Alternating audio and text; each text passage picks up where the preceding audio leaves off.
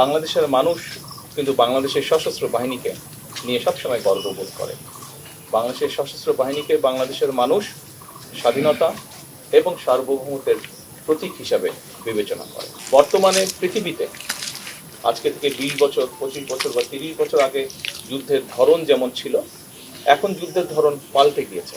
আমরা চাই আমাদের যেটা লক্ষ্য, আমরা যেটা আশা করি, আমরা যেটা চিন্তা করি, সেটা হচ্ছে যে ইনশাল্লাহ ভবিষ্যতে একদিন বাংলাদেশের সেনাবাহিনীর প্রশিক্ষণ বলুন, বাংলাদেশের সেনাবাহিনীর আর্ট বলুন, বাংলাদেশ সেনাবাহিনীর এক্সপার্টিস বলুন, সব নিয়ে পৃথিবীর বিভিন্ন বড় বড় জায়গায় আলোচনা হবে।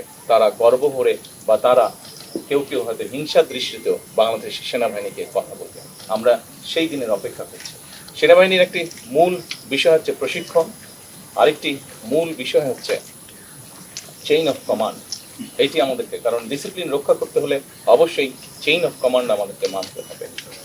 এই দুটোইকে যদি আমরা এক করতে পারি, তাহলেই একই সাথে টেকনোলজির যদি ইনপুট আমরা দিতে পারি, তাহলেই আমরা একটি শক্তিশালী সেনাবাহিনী গড়ে তুলতে সক্ষম হবো ইনশাআল্লাহ। সশস্ত্র বাহিনীকে আমরা ধীরে ধীরে পর্যায়ক্রমিকভাবে আমরা একটি শক্তিশালী বাহিনী হিসেবে করতে চাই।